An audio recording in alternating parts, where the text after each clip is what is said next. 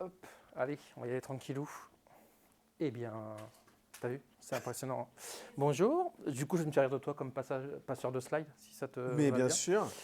Bienvenue à cette nouvelle TEDx avec Philippe qui officiellement est la personne qu'on aura le plus invité à TEDx Mais j'en suis très dès fier. ce soir. Je lui laisserai présenter son sujet par rapport à Wasm et XDism. Excusez-moi. XDism. Du coup, je veux bien l'autre. Merci. Comme d'hab, je crois que la plupart, on se connaît, c'est filmé, photographié. On a une petite pizza après. Qui veut une petite pizza après? 1, 2, 3, 4, 5, 6, 7.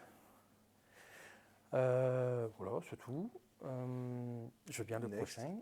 Nos sponsors, donc Abside, Asensi, MAM, vous les connaissez. Et on a un sponsor anonyme dont on ne doit pas dire le nom, qui nous a gentiment fait un deuxième don de 500 € pour la deuxième fois. Et donc, du coup, on voulait le remercier à notre façon. Merci à lui, ça fait plaisir. Next. Oui, alors Communauté no code. j'ai aucune autre info, je ne sais pas sur Ok, sur quoi on s'inscrit, je ne connais pas non plus le thème, mais on m'a d'accord. demandé de... Ok, j'ai le droit de troller sur le no code? Non, c'est enregistré, je ne vais pas troller du coup. La FUP. Moi, je peux, hein. Ouais, Non, voilà, je non, je préfère rigole. que ce soit Non, je toi. le ferai pas. La FUB, j'en avais parlé la dernière fois. TADX, donc on reçoit Jean-Philippe Baconnet et Eric Briand qui vont parler d'un truc alors que Philippe ne connaît pas très bien, c'est plutôt du GitLab et du Kubernetes.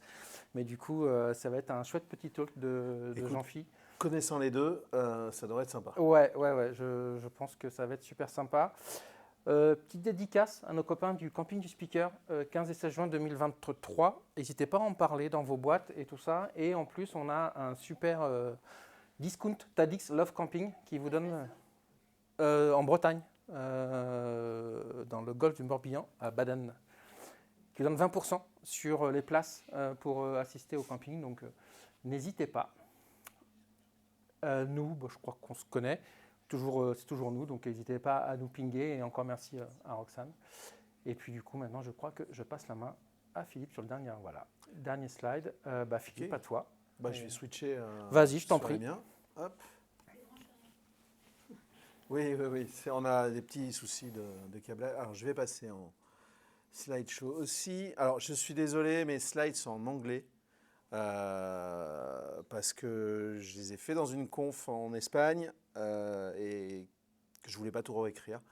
Par contre, comme j'ai un anglais pourri, voilà, c'est pas bien compliqué à comprendre. Donc, mais je ferai pas la présentation en anglais. Combien de temps dure ta présentation à peu près? Tu veux combien d'heures? Non, c'est juste pour savoir quand je commande les pizzas. Je sais pas, on va dire 1 heure et demie. 1h30, très bien. Et on a Puis le droit de te poser des questions pendant ou oui, à la fin? oui, oui, oui, sans problème. Puis après j'accélérerai. Enfin, on n'est pas obligé de tout voir de toute façon. Donc, Ce qui fait foi, c'est quand tu vois les pizzas arriver. c'est ça. Oui, donc je disais mon anglais est un peu bizarre, donc de toute façon, il y a rien de compliqué. Je vais vous parler de WebAssembly, d'un framework qui s'appelle XTism. Alors j'ai même le t-shirt, je pense qu'il n'y en a qu'un en France, hein. J'ai croisé l'équipe à Barcelone et qui m'avait amené un t-shirt rien que pour moi, donc pour l'instant j'en profite. Alors c'est une tête de mort avec un poulpe qui sort, me demandez pas pourquoi, je pense qu'ils sont fans de Cthulhu par exemple, et de Hard Rock probablement. Mais il y a des gens qui sont venus me voir hein, à la conf en me disant, parce qu'ils croyaient que je bossais chez eux, en me disant ouais, vous ne trouvez pas que commercialement le logo c'est borderline? Non. Donc, allez, je vais passer à la suite. Déjà, alors merci à l'équipe TADX hein, de faire que je sois celui qui a été le plus invité. Je vais faire le malin maintenant. Merci à vous d'être ici aussi. Ça me fait plaisir de pouvoir échanger sur un sujet qui n'a rien à voir avec ce que je fais professionnellement. Si vous avez des questions à me poser, utilisez mon handle Twitter. Et si vous n'avez pas Twitter, vous voyez avec le jeune homme ici comment me joindre. Je bosse chez GitLab. Je m'occupe de faire que les clients soient contents quand les clients entreprises. Je ne fais pas de WebAssembly pour mon boulot, même si je l'utilise de plus en plus pour mes démonstrations, en fait. Comme on doit faire du build, du déploiement, des choses comme ça, j'en profite pour bidouiller des petites choses. Mon job, ça tient plus ouais, sur du build, de la sécurité, des choses comme ça. Je me suis créé un petit projet qui s'appelle Capsule à base de WebAssembly, je vous en parlerai un peu après, que j'utilise pour faire mes démos. avec du Go, du TinyGo, du Wasero, qui est un framework WebAssembly. Ouais, j'ai pas posé la question déjà. Qui connaît WebAssembly, pardon. Du coup, je vais adapter mon discours en fonction. Un petit peu. Vous connaissez WebAssembly plutôt dans le navigateur ou en dehors du navigateur? Navigateur. Alors, je vais quasiment pas parler du navigateur. Le truc qui me fait kiffer, c'est en dehors du navigateur. Mais j'en parle juste après. Et du coup, même si c'est pas mon job, j'utilise quasiment tous les jours. À la base, je suis un développeur JavaScript. Ou alors COBOL même. Mais ça me remonte trop loin.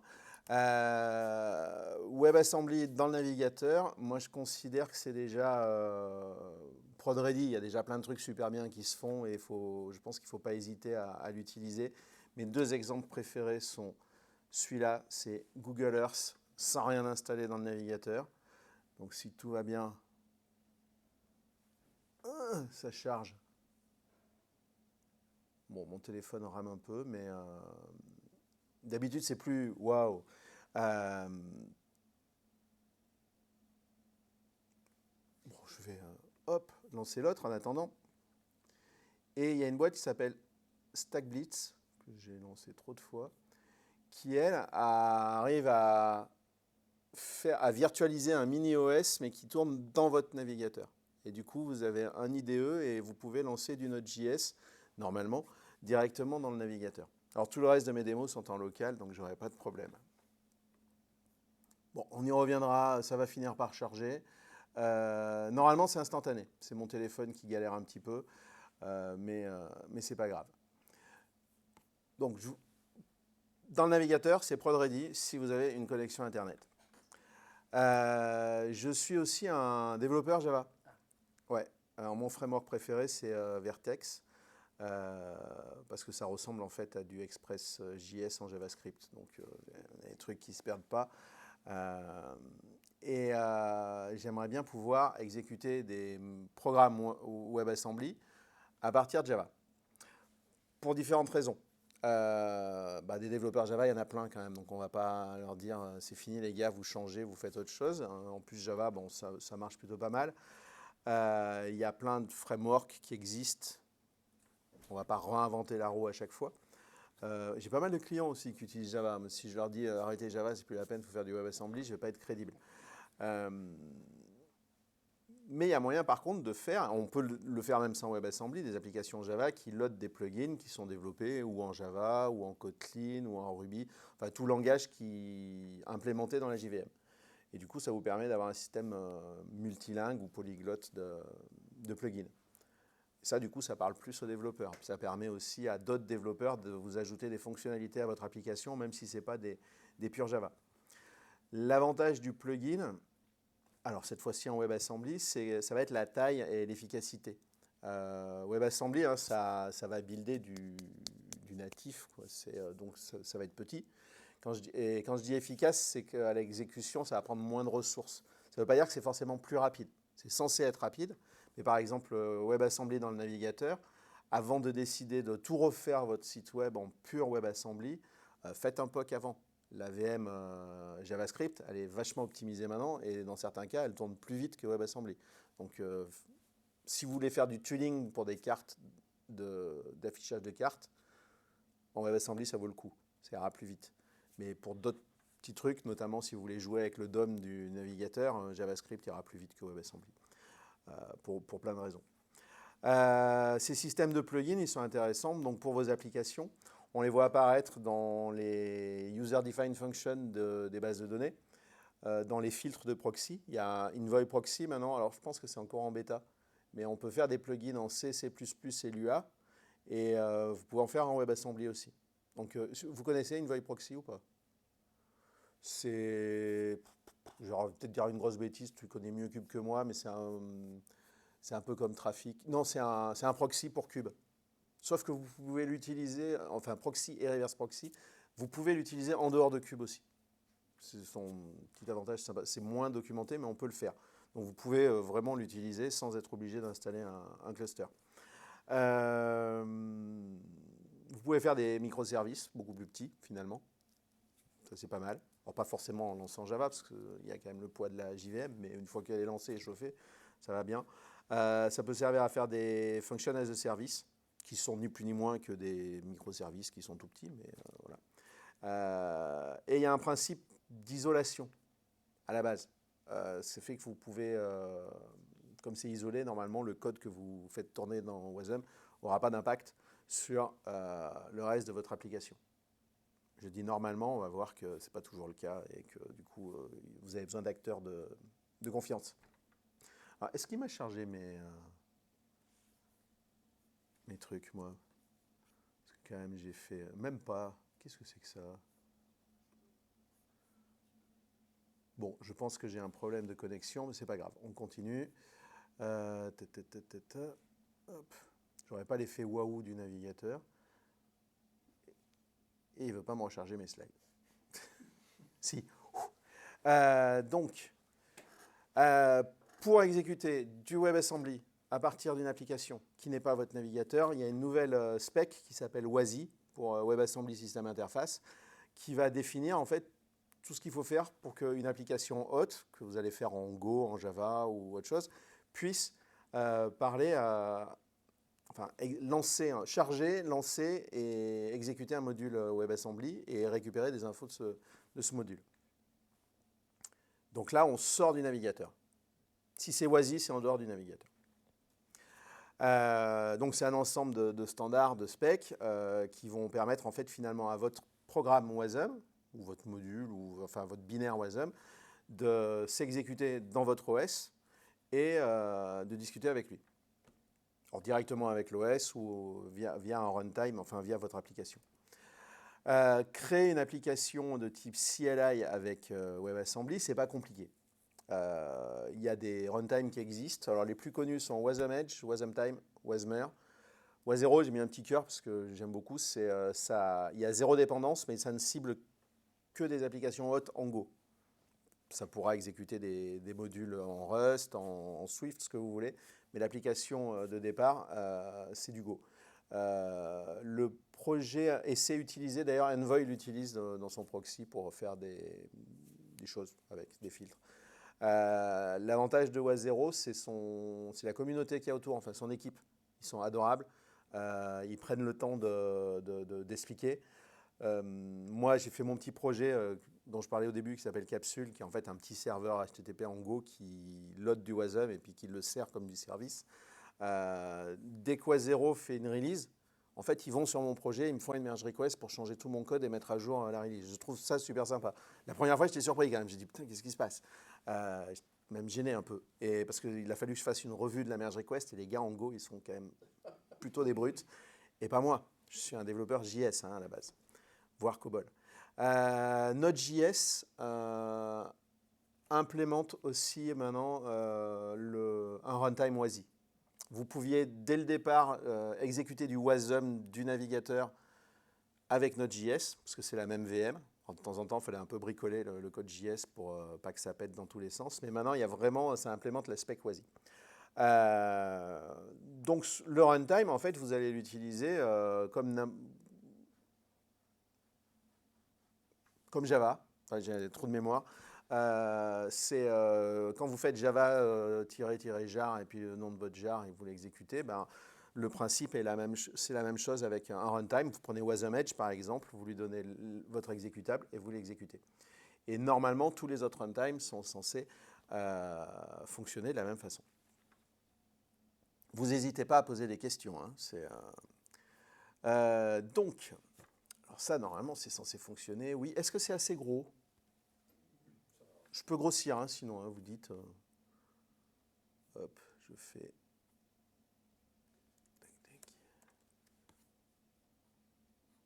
Donc. J'ai un code qui fait du Go. Waouh. C'est pas grave. De toute façon, c'est facile le Go. J'ai un code Go qui a une fonction principale qui va me dire Hello World, qui va me récupérer des arguments, afficher les arguments, attendre que je lui tape quelque chose au clavier et après afficher quelque chose, un message en fonction de ce que j'ai tapé. Pour le builder, alors il y a les langages les plus utilisés pour faire du WebAssembly, c'est C, C++, Rust et comment ça s'appelle Assembly Script. Mais surtout dans le navigateur, ils ont décidé de plus rien faire hors du navigateur parce qu'ils se sont fightés avec l'équipe qui fait la spec. Et il y a une grosse shitstorm. Et, je sais pas, il y en a un qui a dû dire merde à l'autre, je crois, enfin sur une proposition et ils l'ont mal pris. Donc Assembly Script en dehors du navigateur, pour le moment, c'est pas une bonne idée. Pour Go, le support WASI a dû sortir le mois dernier, je crois, ou en tout cas c'était prévu. Mais normal, et du coup, moi j'utilise TinyGo. TinyGo, c'est à l'origine, c'est un compilateur Go, enfin un subset de Go, qui est fait pour builder des programmes pour du microcontrôleur, par exemple. Et ils ont le support WASI qui marche super bien, donc il ne faut pas hésiter à l'utiliser. Si vous faites du WASM Go dans votre navigateur, utilisez TinyGo aussi, ça vous générera des binaires bien plus légers. Quelques cas, alors qu'avec Go, je crois que ça commence à 2 mégas, il me semble. Après, Angular est gros aussi, donc c'est pas très grave. Mais ouais, TinyGo, c'est pas mal. Je ne vais pas le builder, il est déjà buildé, hein, mais c'est globalement, il faut juste lui dire que la target, c'est WASI. Et puis, si je veux le lancer avec WasmTime, je vais peut-être passer en... Voilà. Les bidouilles que je fais là, c'est juste parce qu'en fait, c'est que normalement, quand j'appelle mon script, ça affiche la commande et après ça montre ce que fait le programme. Donc, TADX, voilà. Donc, on voit que c'est assez facile. Là, j'utilise WasmTime. Il y a un autre, il y a WasmEdge. C'est exactement la même chose. Allez, TADX again. Voilà, donc vous pouvez faire des CLI dans le langage que vous voulez avec Wasm, ça marche plutôt facilement. Avec Node.js, en fait, il faut le flag expérimental et votre fichier va ressembler à ça. Alors, il n'y a rien à installer, hein, ce n'est pas une dépendance, mais globalement, vous allez charger le support WASI, la dépendance WASI, le package WASI, voilà, je vais y arriver. Vous allez lui passer en mémoire les paramètres. Ensuite, vous chargez le fichier WASM et vous l'instanciez et ça l'exécute. Donc, on va juste le faire.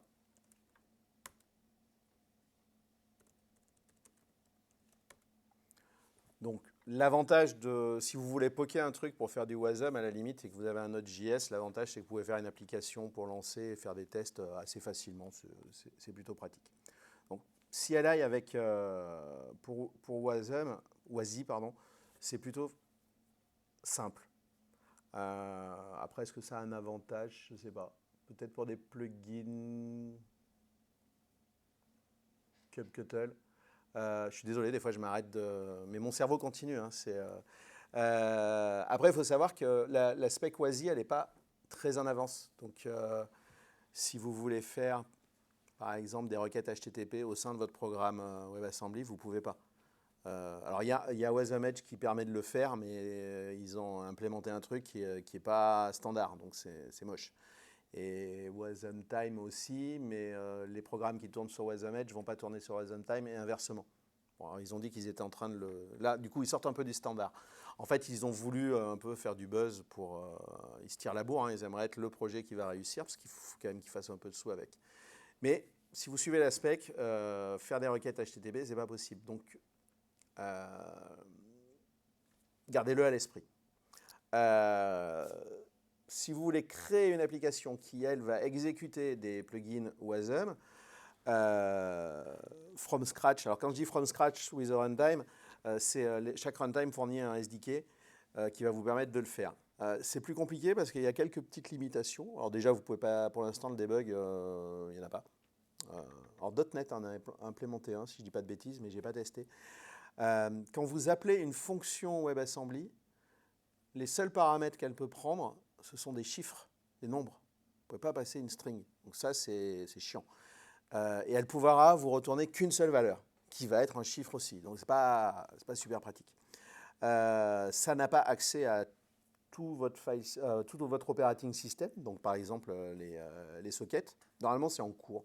Ça se trouve, c'est même sorti. Je crois que vous pouvez avoir les accès aux fichiers quand même. Mais bon. Donc, vous voyez, c'est vraiment light pour l'instant. Mais ça avance. Donc, si vous voulez quand même faire... Parce que moi, quand je fais un Hello World, ce que je vais afficher, c'est passer en paramètre le nom de quelqu'un et que ça me retourne Hello machin. Si vous voulez le faire avec WebAssembly, il va falloir qu'en fait, votre application hôte, elle partage ce qu'on appelle un WASM Memory Buffer, un buffer en mémoire. Elle le partage avec le module WASM. Ça veut dire qu'en fait, quand vous allez appeler la fonction WebAssembly, vous allez lui passer, par exemple, alors vous allez d'abord copier en mémoire votre chaîne de caractères dans le buffer. Vous allez appeler la fonction WASM et en paramètre, vous lui passez la position en mémoire et la longueur de la chaîne dans le buffer. C'est un peu ça. Moi, j'étais triste la première fois. Et puis, j'ai eu du mal à comprendre. Et du coup, le module WASM, il va être capable de récupérer 2 chiffres, la position et la longueur. Il va lire en mémoire. Il va dire, c'est bon, je peux reconstruire une chaîne. Et après, il va falloir qu'il retourne à l'application hôte la position en mémoire de la valeur de retour et sa longueur. Mais il peut retourner qu'une chaîne. Donc, non, qu'une valeur, qu'un nombre, pardon. Et c'est là où ça m'a occupé quelques semaines l'été pour tout comprendre, parce qu'en fait, à la base, moi, avant de venir à l'informatique, j'ai fait une école de commerce et une prépa vétérinaire aussi avant. Mais du coup, il y a certains basiques de l'info que je ne sais pas forcément. Et en regardant les codes de OA0, en discutant avec d'autres personnes sur Twitter, ils m'ont dit, mais c'est pas dur, tu fais du calcul de bits, ça ira tout seul. OK. Donc j'ai vu un exemple de code. En fait, ils font du bit shifting en right ou left, je ne sais plus. Donc ils déplacent des 1 et des 0. Et après, ils font du bit masking pour packer la position et la longueur dans une seule valeur. Et l'application hôte, en fait, va utiliser le masque pour splitter ça et récupérer les 2 valeurs. Alors le code, j'arrivais à le faire fonctionner, mais je ne le comprenais pas. Et puis finalement, quelqu'un me l'a expliqué. Maintenant, j'ai compris. Alors j'ai des slides aussi pour expliquer ça, mais ça peut être une autre présentation. Je ne vais pas aller jusque-là. Mais j'étais super fier d'avoir compris, mais j'en ai vraiment chié. J'ai fait des explications sans comprendre certains mécanismes. C'était un peu pénible. Mais bon. Pas d'accès aux ressources de l'OS. Alors ça, c'est plus facile à gérer. Une fois qu'on sait gérer le passage de paramètres autres que des chiffres en jouant avec la mémoire. Ce que ne sait pas faire votre module WebAssembly, l'application hôte peut l'aider à le faire. Il y a un système qui s'appelle les host functions. Donc, autant le module WebAssembly, il va avoir une fonction qu'il va exposer à l'application hôte, elle va pouvoir l'appeler. C'est normalement le truc de base, enfin, c'est l'objectif premier. Mais l'application hôte va elle aussi pouvoir exporter des fonctions au module WASM qui pourra les appeler. Et du coup, elle va pouvoir lui donner des fonctionnalités pour accéder à HTTP, à de la base de données, à tout ce que vous voulez. C'est là où on parlait de standards et de sécurité tout à l'heure. C'est là où la sécurité, vous pouvez la faire péter quand même, parce que si vous exposez tout et n'importe quoi, c'est pas bon. Alors vous m'y ferez penser si j'en parle pas, il y a quand même un petit moyen de vérifier certaines choses, mais c'est nouveau. Mais essayez de le garder à l'esprit, vous me redemanderez si j'ai oublié à la fin de la conf. Ok, ça va pour l'instant? Vous n'hésitez pas, si je dis un truc incompréhensible, c'est... pourquoi je... bit shifting, bit masking. Si j'ai quand même un bout de code qui l'explique, parce que j'avais des slides que j'avais sortis au Job Summer Camp et il y a quelqu'un qui m'a dit c'est vachement trop compliqué ton truc, du coup ça donne pas envie d'essayer. Ça m'a vexé. Mais il avait raison. On va agrandir un petit peu. Hop. C'est quoi sur éditeur? Voilà. Donc j'ai un bout de code Go toujours. Donc ma fonction, elle attend une position en mémoire, une taille, et elle peut retourner qu'un chiffre.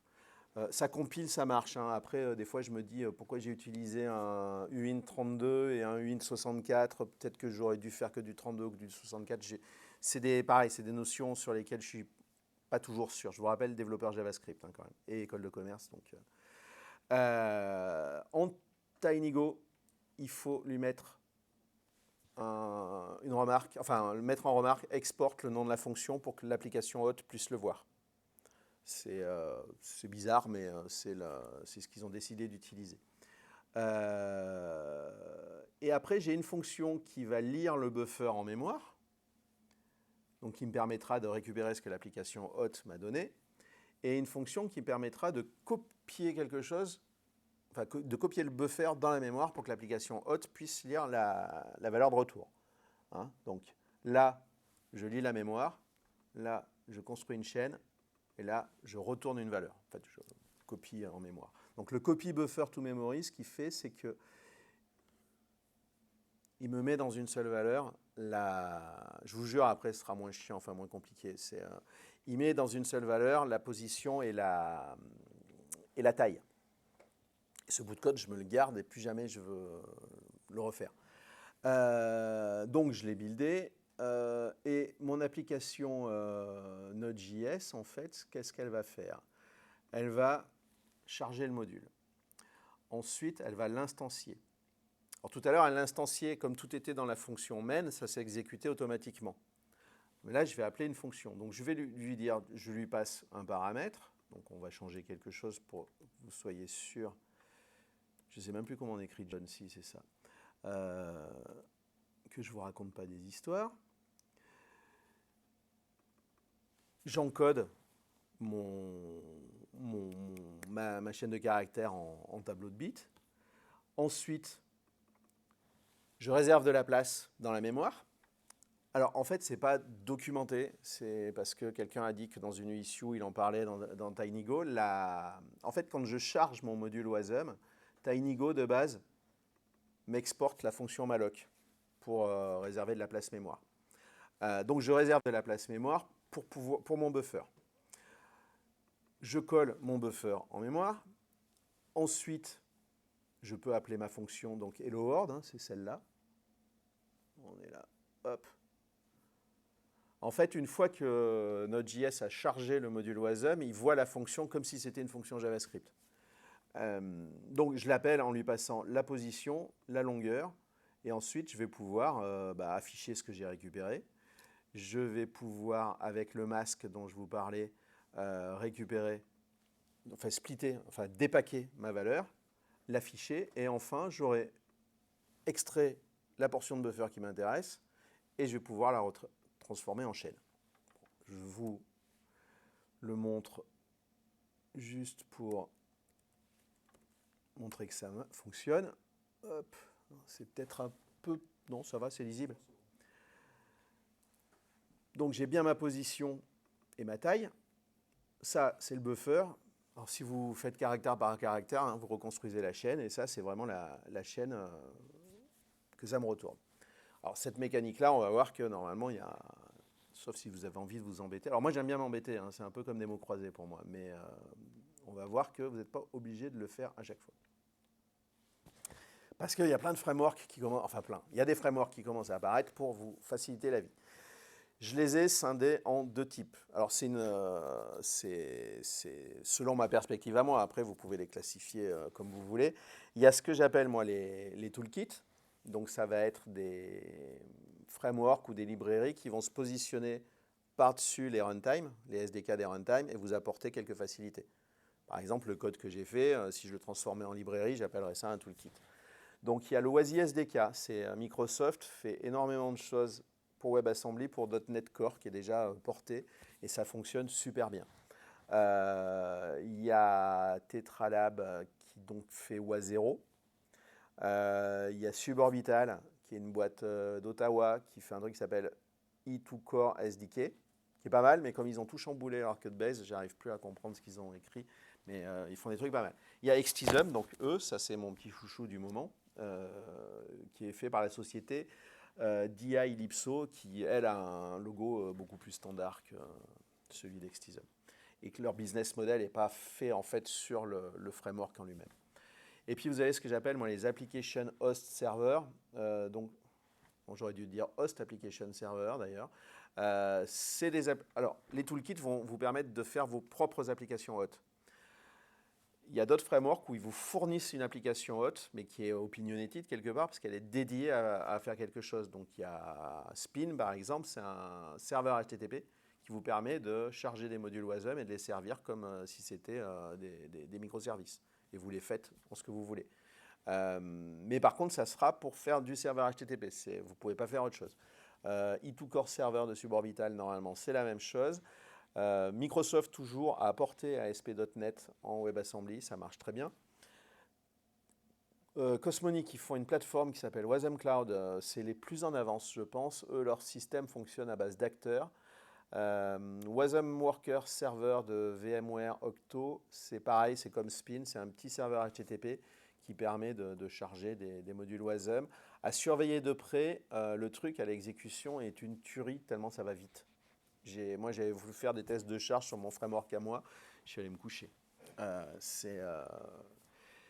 Scale.sh, c'est nouveau, donc j'ai pas eu encore le temps de tester. Et Capsule, c'est mon projet à moi, qui est, si vous voulez, envie de vous amuser, de voir comment on peut faire du code un peu pourri en Go. N'hésitez pas, mais ne le mettez pas en prod, par contre. Mais j'ai appris énormément de choses. Alors, justement, Wasm, on a dit qu'on parlerait de Java, mais alors pas tout de suite. Wasm Worker Server, c'est celui d'Octo. Non, il ne faut pas qu'il me le charge, ça. Hop.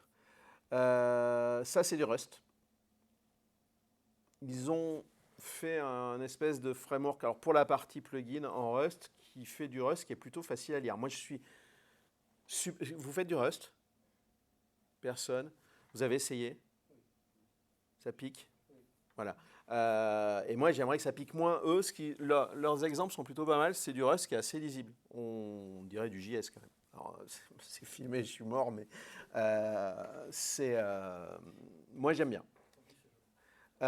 Et donc, une fois que vous avez installé Wasm Worker Server, ce type de plugin-là, alors je ne vais pas le rebuilder parce que c'est du Rust et que ça tue un ours à chaque fois qu'on lance la compile Rust. Pourquoi je ne peux pas... Ah, voilà. Normalement, si je vais dans Worker, juste pour comprendre le fonctionnement. Donc, j'ai lancé le serveur HTTP. Hein, c'est ni plus ni moins que le petit exécutable que j'ai lancé. Et ensuite, il sait, lui, où aller me chercher le plugin Rust. Je vais y arriver. WebAssembly, qui doit être par ici. Hop. Ou par ici, plutôt. Voilà. Ouais, c'est là. Bon, c'est Rust. Voilà. Et pour l'interroger, hein, je fais un simple curl.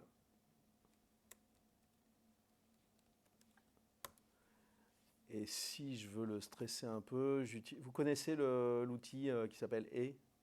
Ouais, bien pratique. Ah non, je l'ai appelé stress.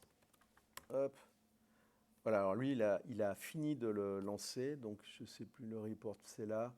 1312 requêtes secondes. Voilà, alors que moi, si j'arrive à 200, dans les grands moments 400, je suis super fier, mais le truc est vraiment, je pense que, j'ai pas eu le courage d'aller lire le code parce que c'est du Rust, mais les gars ont fait un truc qui est une tuerie. À surveiller de près, les développeurs, il y a 2 développeurs espagnols, je ne connais pas le reste de l'équipe, ils sont adorables en plus. Donc, si ça vous intéresse, n'hésitez pas à aller mettre le nez dedans. Donc voilà, Spin, oui. Question, le fait que tu aies pris un exemple en Rust pour faire du Wasm, c'est juste parce que c'était rigolo, mais je peux quand même faire Du Go. Alors, avec Wasm Worker Server, ça dépend ce que en fait, comme c'est quelque chose c'est une application plus le runtime, ça dépend ce qu'ils fournissent. S'ils t'ont pas fourni le petit framework côté plugin pour tous les langages, s'ils l'ont pas fourni pour Go, et je crois qu'ils l'ont pas encore fourni, tu es obligé de tout palucher à la main. Donc là, ils le fournissent pour Rust et ils arrivent aussi à exécuter au sein de Wasm du Python, du PHP et du JavaScript, si je dis pas de bêtises, qui ne sont pas compilés, hein, ils sont interprétés au sein de Wasm, mais l'avantage c'est que c'est sandboxé. Et du coup, ça permet de dire, c'est Shopify qui fait ça, en fait, permet à ses clients de faire des fonctions en JavaScript, mais en fait, c'est exécuté dans du WebAssembly pour être sûr de ne pas être emmerdé. Et comme c'est eux qui fournissent le runtime, ils savent comment ça marche. Ça répondait à ta question. Donc, on revient quand même au vif du sujet. Je suis un développeur Java et je veux exécuter du Wasm au sein de Java. Les premiers à avoir permis de faire ça, c'est GraalVM. Il y a des développeurs Java? Ok, donc vous connaissez GraalVM un peu. Et ça fait un moment, hein, vous pouvez exécuter une fonction, lui passer en un chiffre, elle va vous retourner un chiffre depuis depuis les débuts de GraalVM. Par contre, la doc, il n'y a pas. Donc, si vous voulez faire avec une string, par exemple, ben, tout le travail que j'ai fait moi avec JavaScript ou Ego, va falloir vous le repalucher. Il y a un gars qui a publié quelque chose cet été, il avait un exemple, mais je ne suis pas arrivé à le retrouver. Donc, ouais. Et il y a le projet. Alors après, vous allez avoir le patron de Wasmer qui va vous dire, mais moi, on peut lancer du Java avec Wasmer. Donc vous allez sur le projet, effectivement. Alors Wasmer, hein, c'est un des runtime reconnus pour faire du WebAssembly et il le fait pour différents langages. Et donc on va dire son SDK pour Java pointe sur pas Maven Central, mais c'était quoi? C'était JFrog avant qui hébergeait, je ne sais plus. Donc ça pointe encore sur le truc qui n'existe plus. Donc c'est imbuildable. Enfin, c'est pas pratique, on va dire. Et il a demandé pourquoi vous ne l'utilisez pas. Donc je lui ai dit et il n'a toujours rien changé. Donc, le mec est un peu bizarre. Passons. Par contre, Xtism, je suis tombé dessus il n'y a pas longtemps.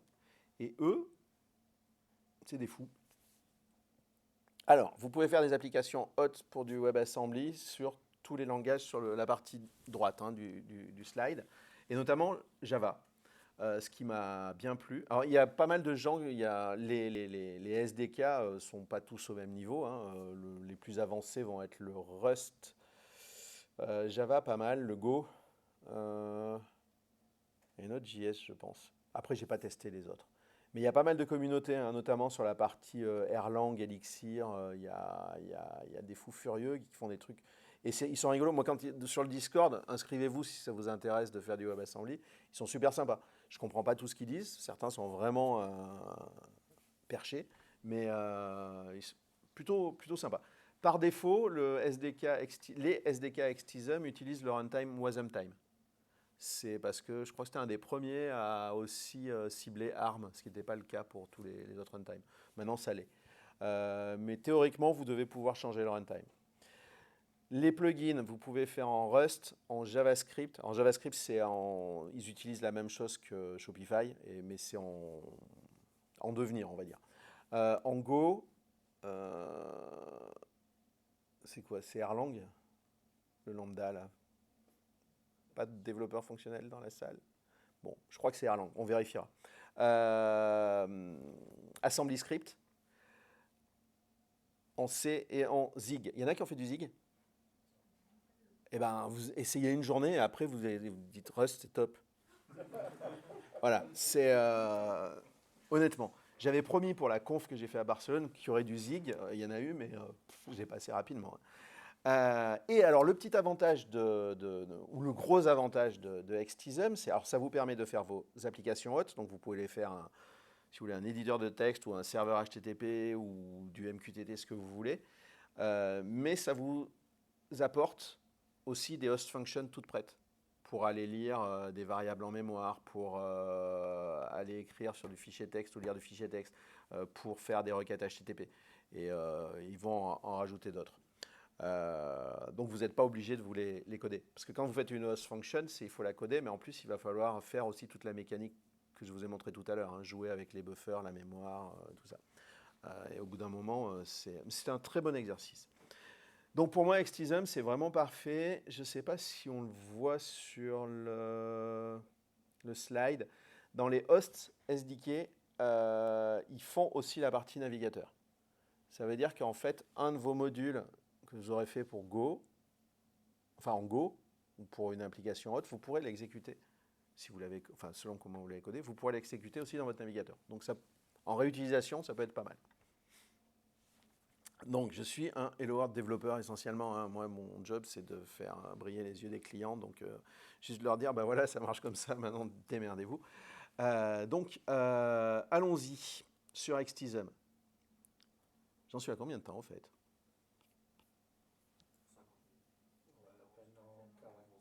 Ah ouais, j'aurais dû te dire 3 heures. Non, mais attends, après on pourra discuter.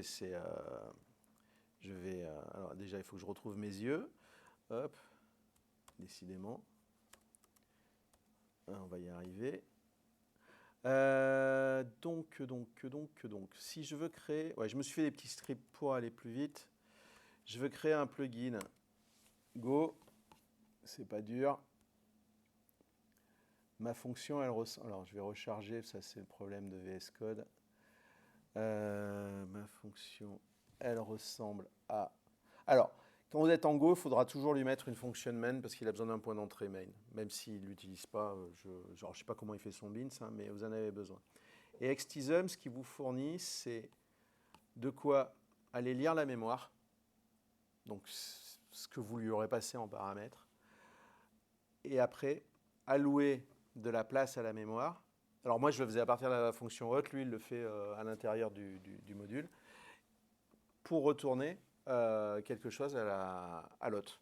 Et par contre, il retourne toujours 0. Il faut que je vois. Ils sont très opinionated sur certains sujets. Il faut que je vois d'autres trucs. Mais bon, le principal, c'est que ça fonctionne. On va le builder. Donc, c'est du TinyGo. Pourquoi il me dit. Ah.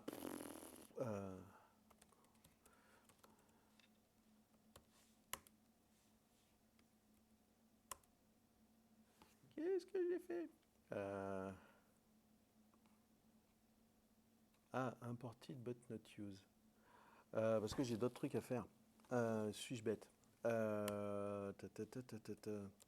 C'était une démo plus compliquée. Donc, je vous disais qu'il y avait des host functions qui étaient fournis par l'application hot et par la communauté aussi, ouais, mais voilà. Donc là, je vais aller lire une config qui est en mémoire. Et c'est l'application hot qui me la donnera. Ensuite, je veux faire une requête HTTP. Alors, je vais appeler une URL qui est fournie par la config. Ça, le HTTP request est fourni aussi en host function. Et après, il va falloir que je lui réponde quelque chose. Ça va être plutôt ici.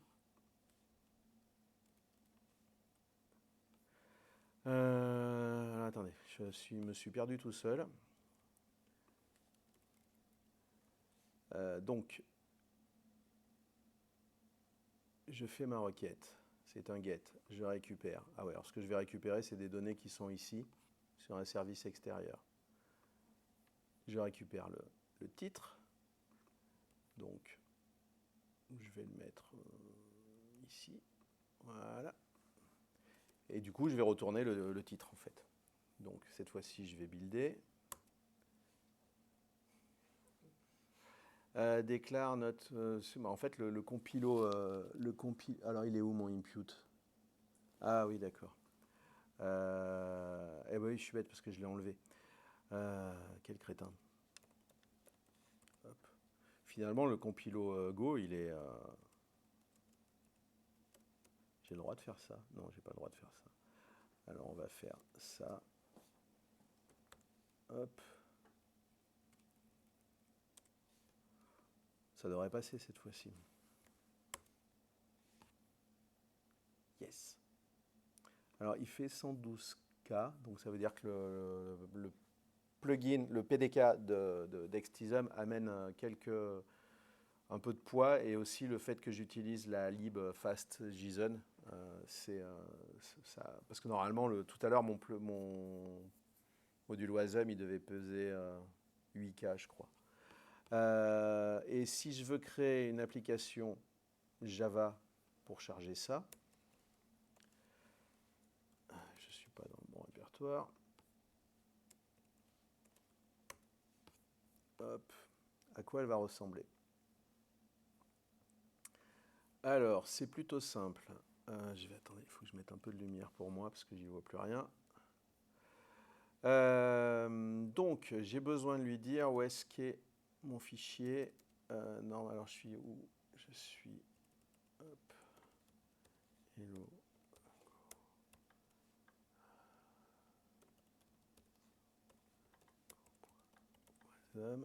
Le nom de ma fonction, j'ai déjà oublié comment je l'avais appelé.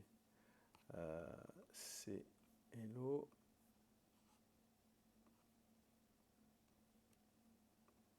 Voilà. Donc en fait, j'ai mes packages XTism. Je vais pouvoir charger mon module. Je crée un contexte au sens XTism, hein, c'est le contexte d'exécution du module. J'instancie le module. Et après, je vais pouvoir appeler la fonction en lui passant des paramètres. Alors, j'ai besoin de lui créer une config. Hop. Donc ça, c'est ce que fournit XTism. Je peux lui créer un espèce d'équivalent de fichier de config. Là, par contre, ça se passe en mémoire où je lui passe la route qu'il doit appeler. Donc si je ne me suis pas trompé, je fais un build. Je ne suis pas dans l'application. Hop.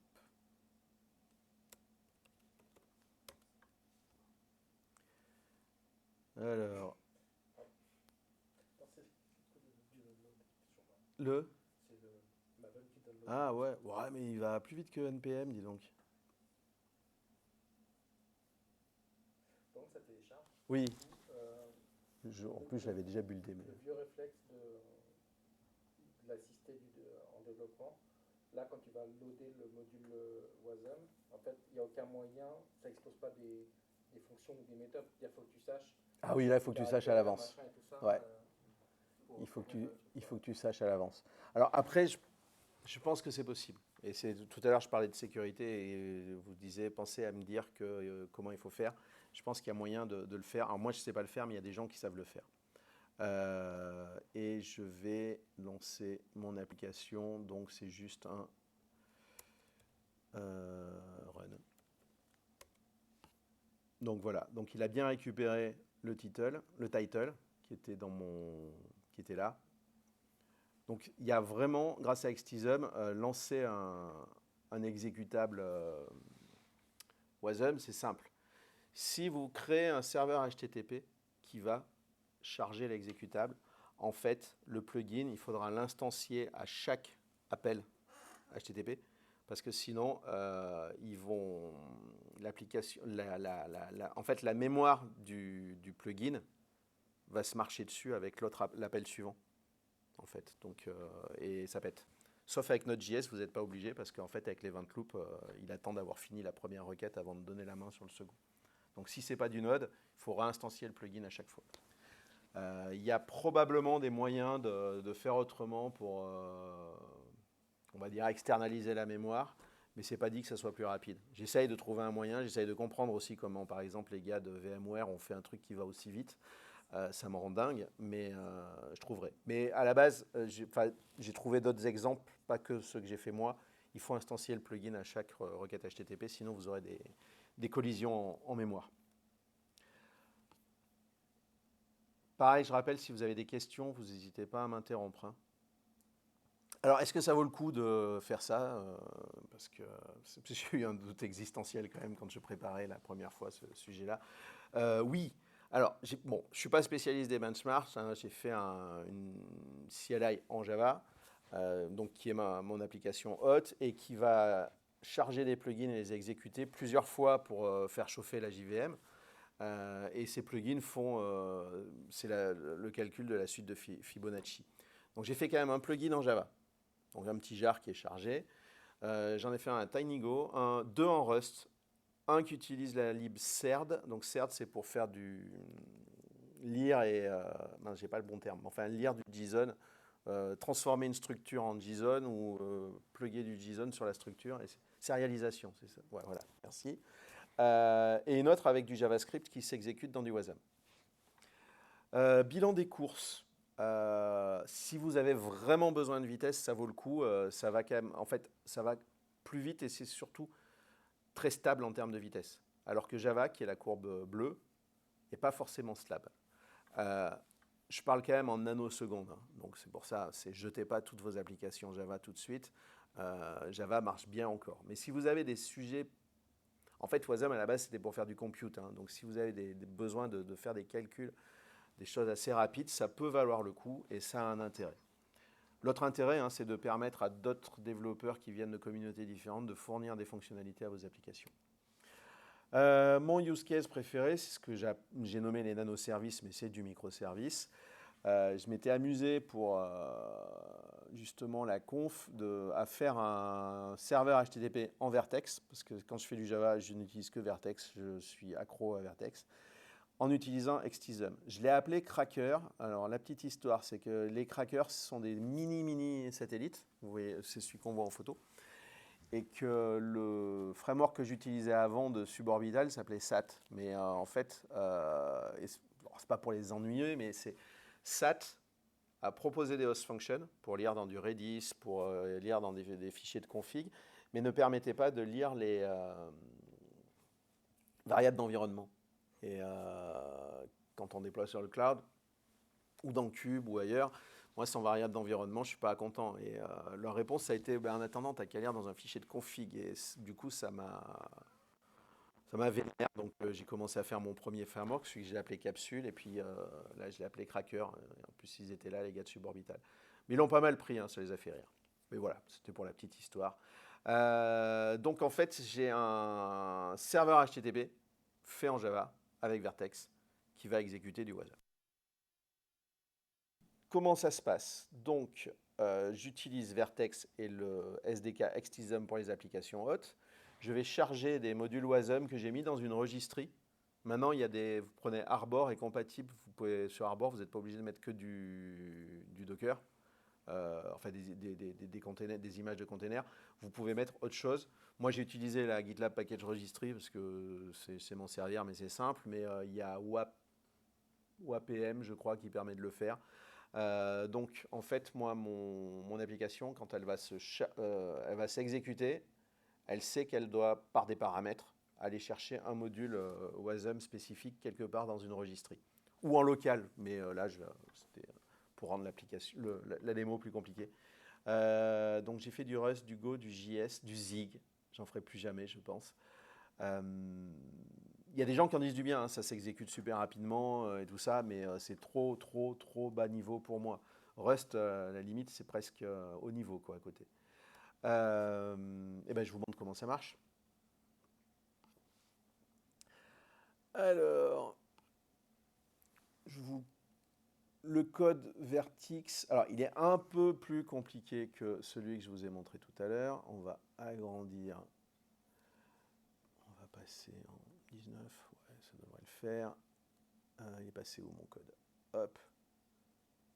Vous arrivez à lire? C'est le terminal. Ah, mais quel idiot. C'est progressif. Hop. Ouais, rigolez, mais quand vous auriez droit. Hein? Si vous allez y venir, rigolez. C'est ça. J'ai tenu jusqu'à 38 ans, mais je lisais comme ça. Donc, en fait, je crée dans Vertex, vous créez un handler qui va récupérer les appels HTTP. Donc là, en fait, ça, c'est du pur Vertex. Je vais récupérer le paramètre que j'ai passé via un curl, par exemple. Et après, c'est le même code que tout à l'heure. J'instancie mon plugin XTism et j'appelle la fonction. Et je renvoie la réponse. Ce n'est pas plus compliqué que ça. Tout le code qui est en dessous, c'est plus tout ce que je récupère comme configuration via les variables d'environnement.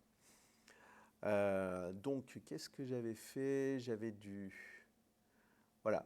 Pour lancer une fonction, j'utilisais ça, c'est ce qui me permet d'aller lire dans la Wasm Registry le module que je veux retourner.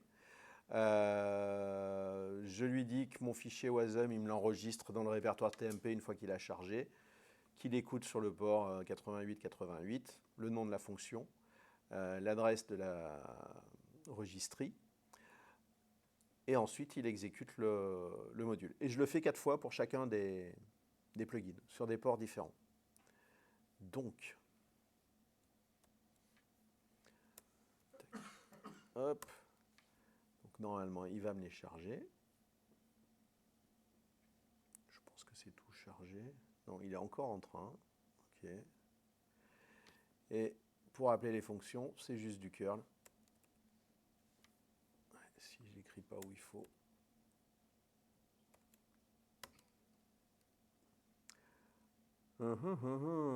Qu'est-ce que je fais?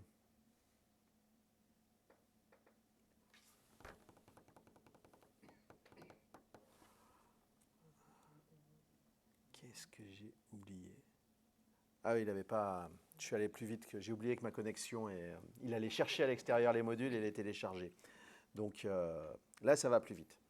Mais donc ça vous permet de faire vraiment des services assez faciles. L'avantage, c'est que finalement, vos services pèseront pas très lourd et vous aurez juste un espèce de runtime qui est en Java. Mais si vous faites des... Alors, est-ce que j'en parle après? Je vais d'abord arrêter mes services.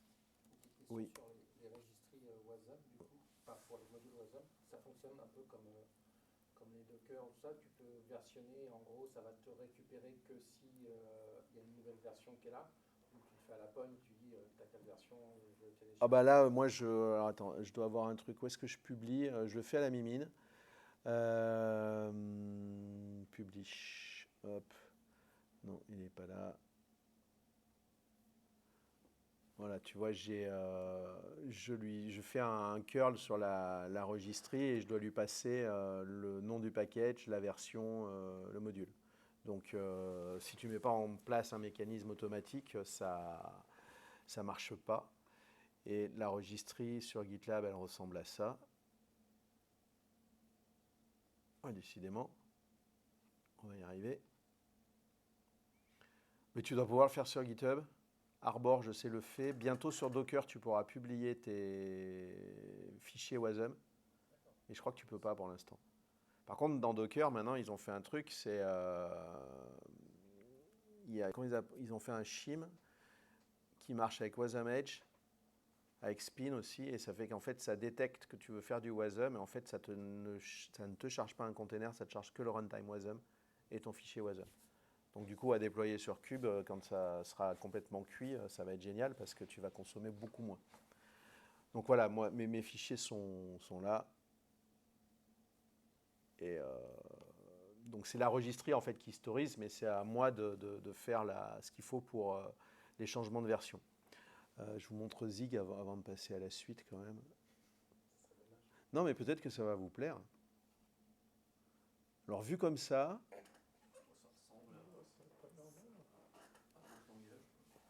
Ouais, mais il y a un truc que je ne suis pas arrivé à faire, je ne sais plus ce que c'était. Je ne sais plus. Je me demande si c'était pas... Est-ce que j'y suis arrivé? Si. Ouais, non, mais j'ai galéré sur des trucs de concaténation de chaînes. Enfin, je me suis énervé. Mais par contre, ça compile super vite. Enfin, non, ça compile pas super vite, mais c'est l'exécution, une fois que c'est compilé, c'est une tuerie. Eh ben, il semblerait qu'il y ait certains compilos C qui soient recompilés avec Zig, ou il y a un truc comme ça, je sais pas, mais je maîtrise pas assez là. J'avoue que c'est moins mon domaine. Combien de temps? Je pense que dans un quart d'heure, pour les pizzas, avoir un Bon, alors je vais pas vous faire le déploiement sur Kubernetes, je vais juste vous en parler, mais pour dire que je déploie sur Kubernetes. Et en fait, ce que j'ai fait, c'est que j'ai essayé de me construire l'image Java la plus petite possible. Donc j'ai utilisé JLink avec la JRE et je me retrouve finalement, alors après en faisant du multistage, après j'ai installé Xtism et je me retrouve avec une image qui fait 130 MB. Pour du Java, c'est pas mal. Bah ouais, parce que normalement, 300, 400. Alors si vous étiez avec du Quarkus, avec du pur natif, vous pouvez avoir quelque chose qui se rapproche du Go presque. Mais le problème, c'est que XTism et Java, il y a beaucoup trop de choses dynamiques dedans et Quarkus ne saura pas le builder en natif. J'ai essayé, hein, je me suis arraché les cheveux, je suis devenu fou. Mais 130 MB par rapport à ce qui se fait actuellement, honnêtement, si vous êtes obligé de faire du Java, alors c'est pas péjoratif quand je dis ça parce que je pense que Java est comment ça s'appelle, un univers qui fait plein de choses et c'est une super techno. Donc c'est pas obligé, mais enfin, pour moi c'est incontournable. Donc 130 MB plus des petits plugins.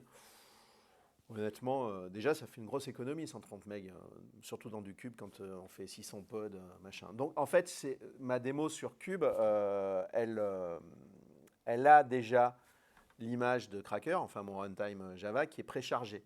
Donc, elle n'a plus besoin de le charger. Les seules choses que je vais avoir à faire, c'est finalement d'aller charger mes modules Wasm. Alors, j'aurais pu aussi les mettre en cache après, mais je ne le fais pas.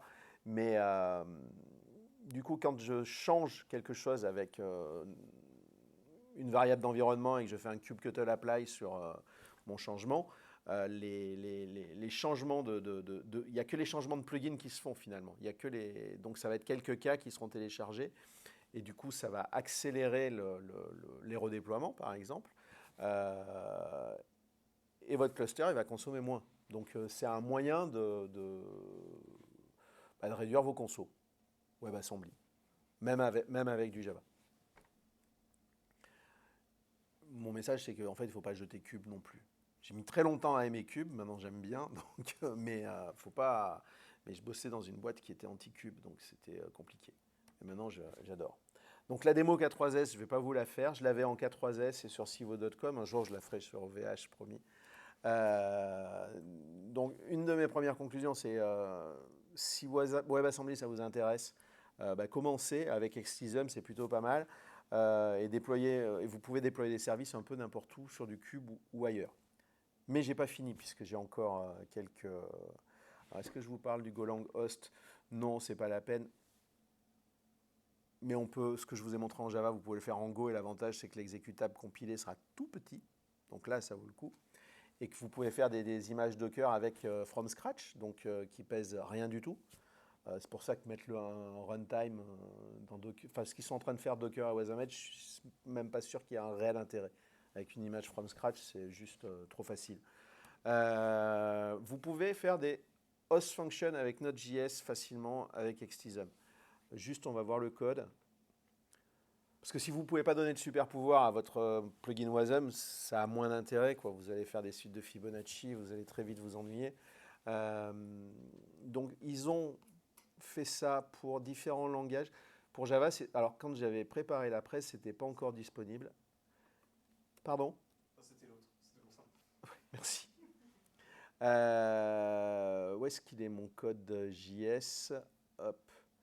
Voilà, en fait, il faut créer un tableau de ce qu'ils appellent host function en JS en lui donnant le nom, les paramètres que vous allez passer, leur type. Le dernier, c'est la valeur de retour. Donc, tous les premiers, mais les autres frameworks font ça aussi, donc ça doit avoir une raison. Puis en même temps, ils ne veulent pas non plus faire des trucs trop compliqués, parce que comme la spec bouge, un jour, il sera possible de passer des strings, par exemple, facilement, et il n'y aura plus besoin de faire les jongleries que je faisais. Là, c'est pour pouvoir passer une variable à l'avance. Et du coup, quand vous allez créer votre plugin, vous allez lui passer en fait finalement les adresses vers les host functions.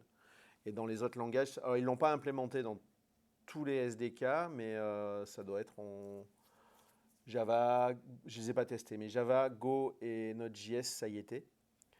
Et du coup après, donc ma fonction elle s'appelle epips. Ce que vous faites en Go, c'est que vous faites une référence à cette fonction-là. Alors, il faut mettre export. Moi, j'aurais mis import, mais il faut quand même mettre export. C'est bizarre. Et vous pourrez appeler votre fonction au sein du reste de votre code. Ici, par exemple. Je ne vous l'exécute pas, hein, c'était pour montrer l'exemple. Donc, vous pouvez réellement ajouter des nouvelles possibilités à votre plugin Wasm. Par contre, faites attention. Là, je l'ai fait en Node.js. Mon plugin qui s'est exécuté super rapidement, il va aller exécuter une fonction qui est du JS. Donc ça va le ralentir. Donc réfléchissez bien avant de le faire, si c'est un réel intérêt. Ou ne le faites pas avec du JS. Faites-le avec du Go, par exemple, le Go, ou du Rust, ça s'exécutera beaucoup plus rapidement. Back to front, c'était juste ce que je vous disais tout à l'heure, c'est que votre plugin, Xtism, je ne sais plus où je l'ai foutu, il est là, que vous avez compilé pour exécuter côté serveur, en fait, vous pouvez aussi l'exécuter dans un navigateur. Donc, hop, je vais y arriver.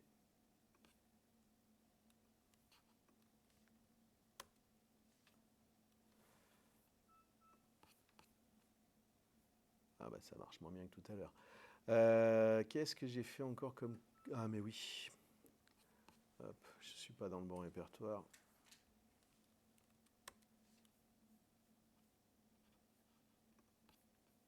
Voilà, donc en fait, j'ai bien appelé mon objet et m'a retourné la chaîne que j'avais construite. Donc ce que vous faites d'un côté, vous pouvez l'utiliser de l'autre, ça peut être pratique.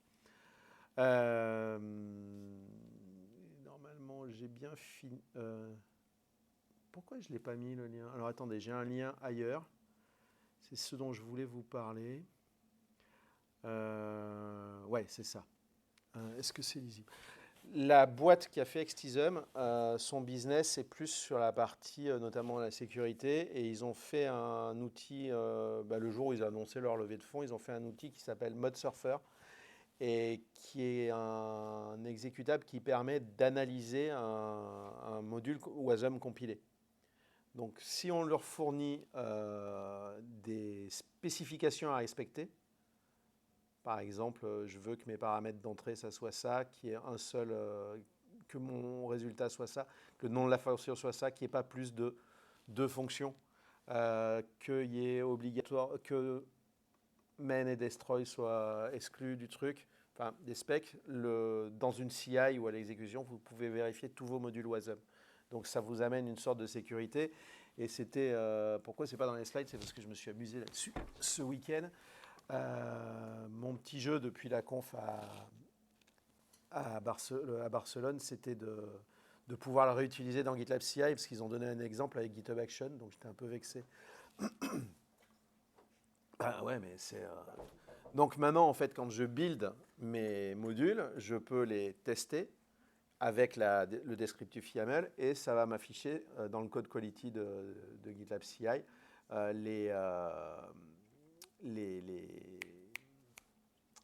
les exceptions, enfin ce qui n'est pas respecté. Donc voilà. Donc c'est du coup, je vous disais, comme vous pouvez créer vos propres applications hôtes et finalement rajouter les host functions que vous voulez, la sécurité elle saute. Avec ce type de mécanisme comme le mode surfer, vous pouvez avoir une garantie proposée à vos clients, dire voilà, il y a une garantie, il faut que ça respecte tel spec, et vous avez la garantie qu'à la fin, vous n'embarquez pas quelque chose de malicieux, on va dire. C'est un éditeur externe ouais. auquel tu passes un fichier de config, ouais. Wasm généré, c'est ça. Ça te sort un rapport. Je dois avoir une version locale. Hop. Si je clique là-dessus. Donc en fait, alors là par contre, je crois que je ne peux pas zoomer sur ce truc-là. View, non. Donc ça, c'est leur outil en mode GUI.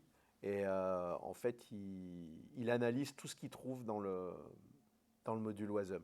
Donc là, on voit, moi, ce que j'avais codé, ou ce qui était déjà, tu vois, la fonction malloc qui est par défaut exportée par TinyGo. La free aussi. CLO, c'est la mienne. Start, c'est le main, en fait. Pourquoi c'est préfixé _ start? Ça le fait en Rust aussi. Je ne sais pas, c'est une notation comme ça. Mais du coup, ce type d'outil va devenir extrêmement important, parce que pour l'instant, c'est un peu la fête à n'importe quoi. Sur WebAssembly, tout le monde peut faire un peu ce qu'il veut.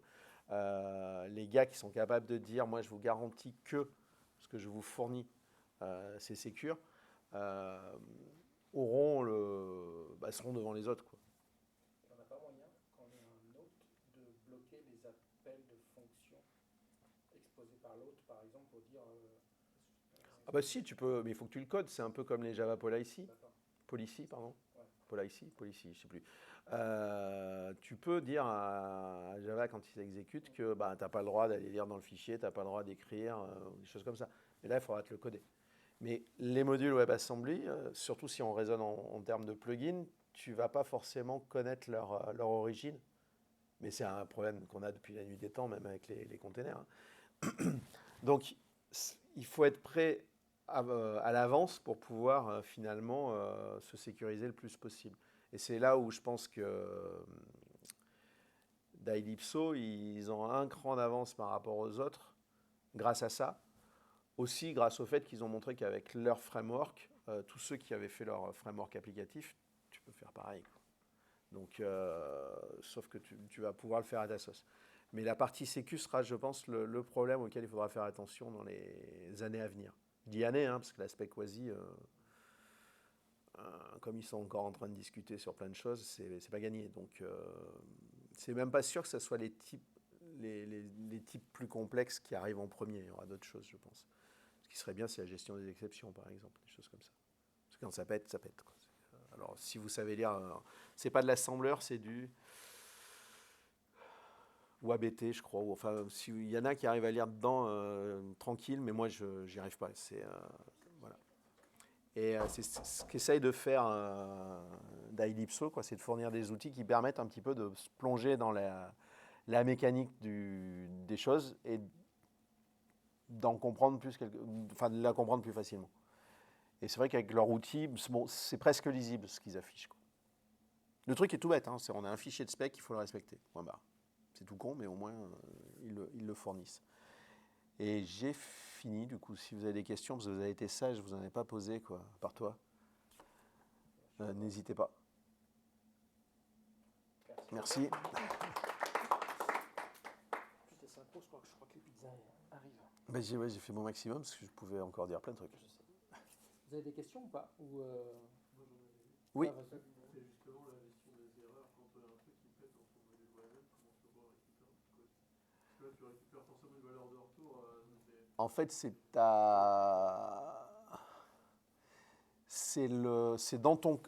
l'endroit dans ton code. Par exemple, c'est au moment où tu appelles ton plugin, c'est là que ça va péter. Pour l'instant, tu n'as que ça, quoi. Alors après, moi, ce que j'essaye de faire, c'est que déjà de gérer les erreurs dans mon fichier WASM et quand je retourne ma pseudo-valeur, de faire des faux types, je retourne un buffer et que je préfixe par fail, enfin F pour fail ou des choses comme ça, pour dire à ma fonction hot, ça a une erreur, mais l'erreur a été gérée avant. Mais il y a des fois des erreurs que tu ne sais pas gérer parce que tu t'es gouré, ton code tu as écrit un truc qui n'était pas bon. Ça fait péter ta fonction hot, en fait. Donc pour le moment, et par contre, pour savoir, à part dans ta sortie, normalement, tu n'as pas forcément de sortie.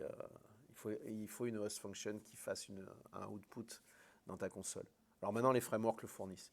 Mais non, pour ce qui est débugage et gestion des erreurs, on est un peu tout nu pour l'instant. Sauf, Microsoft a fait un truc, je ne l'ai pas testé, mais je l'ai vu fonctionner. Le gars a fait une démo. On peut faire du debug de wasm.net, ça marche.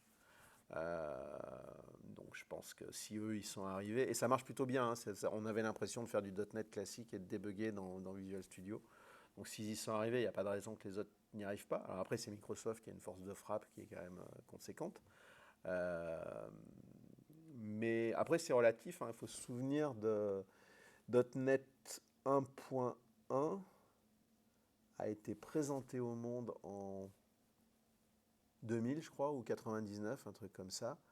Et les gars faisaient dans leur show Microsoft, ils faisaient le tour de France, ils disaient, voilà, on était, je ne sais plus, une équipe de 200 développeurs. Et à côté, il y avait le projet Mono, qui était le portage de .NET sous Linux, où globalement, le gars, au début, il était tout seul. Donc, et les gars de Microsoft en parlaient en disant, bon, il a encore de la route. L'année suivante, il y avait un framework Mono 1.1 qui fonctionnait.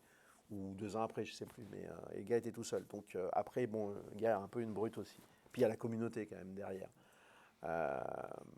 Mais ouais, là, c'est encore de l'expérimentation. Je pense que ça vaut le coup de s'y intéresser. Alors, il ne faut pas arriver au boulot en disant on pète tout, on va faire du WebAssembly. Alors, il y a des boîtes comme StackBlitz qui le font, comme Cloudflare, je crois, mais ils ont des équipes dédiées à ça et ils ont décidé d'investir là-dessus parce qu'ils savent que ça va faire marcher leur business. En informatique de gestion plus classique, je pense qu'on trouvera du WebAssembly dans quelques années un peu partout, mais pas tout de suite. Mais je pense que c'est plutôt pas mal d'être prêt. Alors moi, mon seul regret, c'est que je risque d'être prêt à la retraite. Mais bon, l'autre avantage que j'y trouve, il est très personnel, c'est de pouvoir expérimenter sur d'autres langages.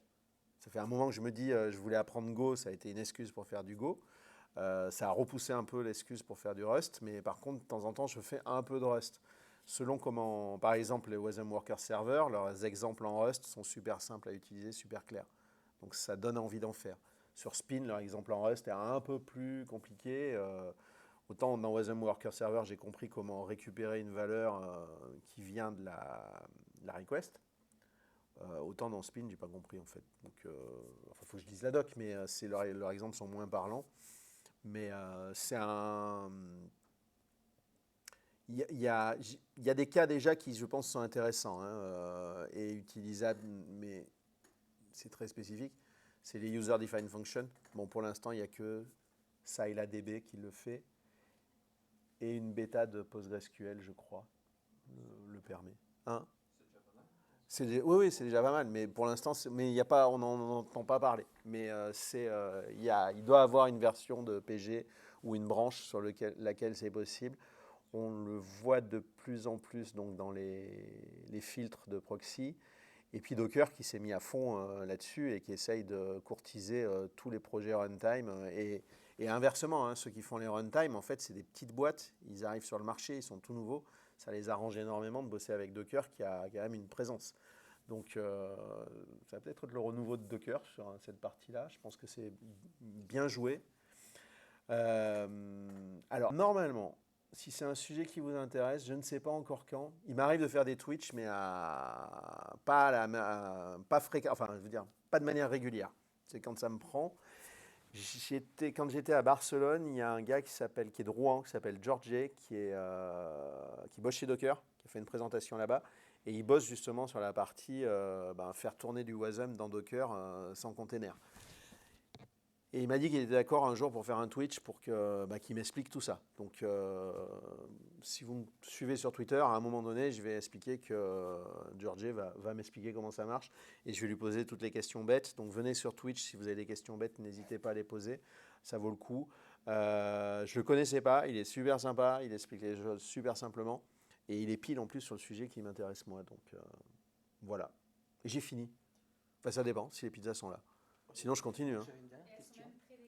C'est vrai. Ouais. Je peux tenter une dernière question. Mais tout ce que tu veux.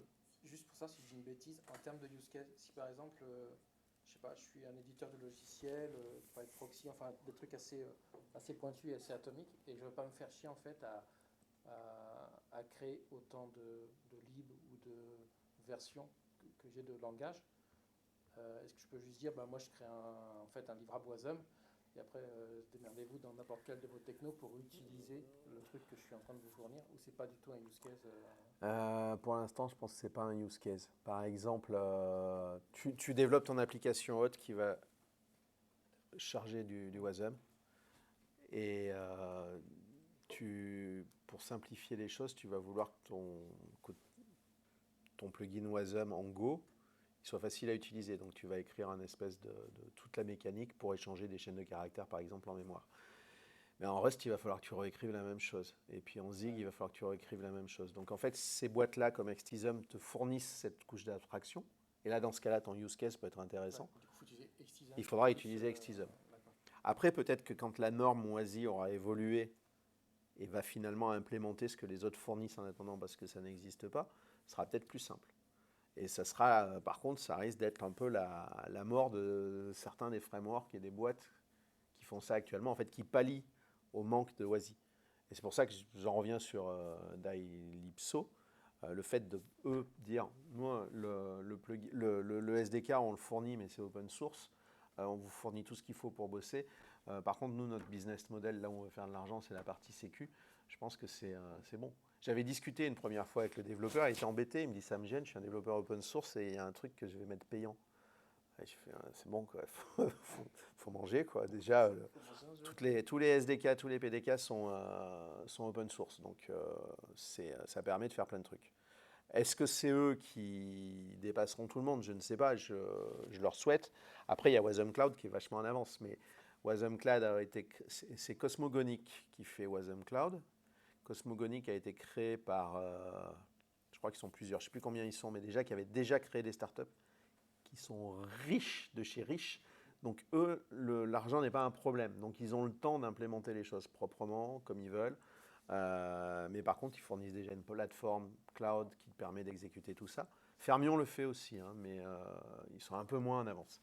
La force de Wasm Cloud, c'est leur plateforme est très bien faite, mais ils n'ont pas de problème d'argent. Donc ça aide énormément. Voilà. Après, pendant qu'on mange, hein, vous pouvez poser des questions. Hein, Encore merci. merci à vous.